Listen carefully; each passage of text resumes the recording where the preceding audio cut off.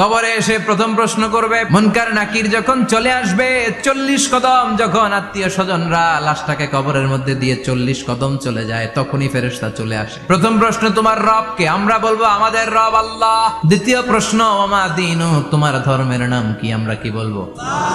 তৃতীয় প্রশ্ন, বিশ্বনবীর চেহারা দেখিয়ে বলা হবে, আতারিফু হাদার রাজুল, এই লোকটারে চিনো নাকি? আমরা বলবো চিনি, আমাদের প্রাণের নবী। তিনটা প্রশ্নের যথাযথ উত্তর যখন দিয়ে দিলেন, ফেরেশতারা বলবে, কেমনে জানলা? তিনটা প্রশ্নের উত্তর তুমি কেমনে বললা? আপনাকে তখন বলতে হবে, আমি কোরআন থেকে শিখেছি, আমি হাদিস থেকে শিখেছি, আমি ইসলাম জেনে বুঝে মেনেছি, আমি আন্দাজে কোথাও ঘুরি নাই। সব প্রশ্নের উত্তর তুমি পেরেছো। আপনার কবরটারে 70 হাত লম্বা করে দেয়া হবে। আপনার কবর থেকে জান্নাতের দিকে দরজা খুলে দেয়া হবে। জান্নাতের 2টা রেশমি কাপড়ের পোশাক এনে আপনারে পরিয়ে দেয়া হবে, আর বলা হবে ঘুমাও। তোমাকে লম্বা সময় পাড়ি দিতে হবে, ঘুমাও। যেমনি বর বাসর রাতে আরামসে ঘুম দেয়, কেউ তোমার ঘুম ভাঙবে না। কিয়ামতের জন্য ইসরাফিলের সিংহায় যে ফুৎকার আছে, ওই ফুৎকার ছাড়া কোনো কিছুই তোমার ঘুম ভাঙাতে পারবে না। ইসলাম বিরোধী যারা, তাদের সামনে আসবে মালাকান আসওয়াদান আজরাকান, কৃষ্ণ বর্ণের দেহ, নীলাভ বর্ণের 2টো চোখ, গায়ের রং কালো, চোখের রং নীল। দেখতে কেমন লাগে? আলিফ লাইলার ভূতের মতো। কথা কন, গায়ের রং কালো, চোখের রং নীল। ফেরেশতা 2টা আসবে, এসে ত্রাস সৃষ্টি করবে, এসে বলবে, বল তোর রবের নাম কি? মুশরিক, কাফের, নাস্তিক এরা বলবে, আমি জানি না আমার রবকে।